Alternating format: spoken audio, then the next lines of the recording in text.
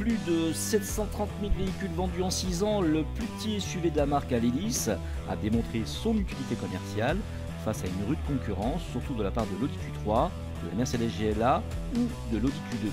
BMW donc devait réviser ses plans et sortir une nouvelle version bien plus aboutie, ça a été fait il y a quelques mois.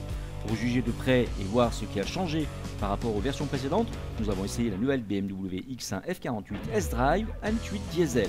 Départ de chez AAA Martinique ce matin.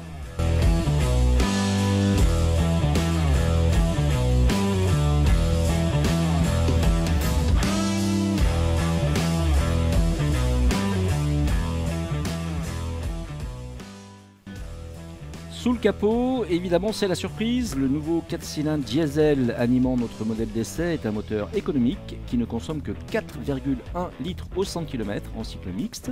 Issu de la gamme Twin Power, il délivre une puissance maximale de 150 chevaux à 4000 tours minute et un couple maximal de 330 Nm disponible dès 1750 tours minute. À l'ouverture du capot, un peu surpris par la nouvelle disposition transversale du moteur, inhabituelle sur la version précédente. En effet, le nouveau X1 est un véhicule à traction avant et non pas à propulsion arrière comme son prédécesseur. Il a été construit sur la nouvelle plateforme modulaire UKL2, partagée également avec les Mini, la série 1 et les séries 2. L'UKL offre deux types d'architecture pour ce X1. En 2 roues motrices, c'est la traction S-Drive, c'est la traction avant, ou bien en 4 roues motrices, c'est le X-Drive.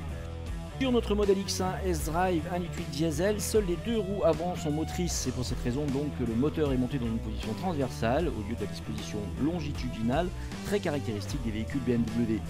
L'intérêt économique qu'elle représente, eh bien, c'est la suppression de l'arbre de transmission et la suppression du pont arrière. La traction offre finalement, à y réfléchir, un niveau de stabilité un peu comparable à la propulsion arrière. En comparaison avec la première génération, le nouveau X1 adopte donc des lignes plus raffinées, lui permettant d'afficher un coefficient de pénétration de 0,28 contre 0,33 pour son prédécesseur. Il marque donc une rupture radicale avec le design en break surélevé de la version précédente. Plus compact et plus aérodynamique, le X1 gagne en largeur, 1821 mm contre 1798 et en hauteur, 1612 mm contre 1545 par rapport donc à la version E. 84.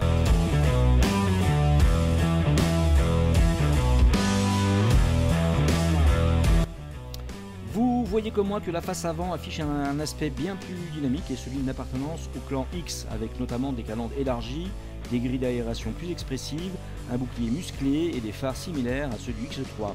Le capot réduit de 15 cm par rapport à la E84 accentue davantage la finesse du X1 avec ses lignes sculptées qui convergent vers la calandre.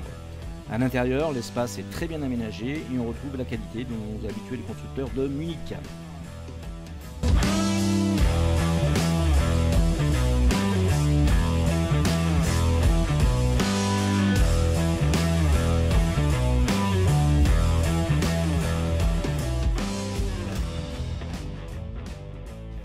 Au volant, la position surélevée offre une très bonne visibilité et donne l'impression de bien maîtriser le véhicule. Les places assises à l'avant sont relativement étroites par rapport à la première version, mais le poste de conduite et le tableau de bord sont tout de même très ergonomiques. Pour conclure, BMW a bien fait de réviser le design et l'habitabilité du nouveau X1. Un véhicule spacieux, confortable et polyvalent, il se distingue par son espace de rangement très pratique et par sa garde au toit convenable, même pour les grands gabarits. Côté moteur, le 4 cylindres 150 chevaux impressionne par sa puissance remarquable, disponible dès les bas régimes et par sa consommation très optimisée. Enfin, GrandAutomobile.fr aime le nouveau design plus expressif, l'ergonomie du poste de conduite, la position surélevée de la banquette arrière. Toutefois, on peut regretter une visibilité au niveau de la lutte arrière un peu légère et surtout le passage à la traction avant, en tout cas pour les amateurs de la propulsion arrière et les clients conservateurs de BMW. Mais attendez, le nouveau X1 doit convaincre et pour cela, il vous suffit de l'essayer. N'oubliez pas d'aller jeter un œil sur GrandAutomobile.fr pour y trouver tous nos autres essais BMW. On vous remercie, on vous dit à très vite demain pour un nouvel essai sur GrandAutomobile.fr.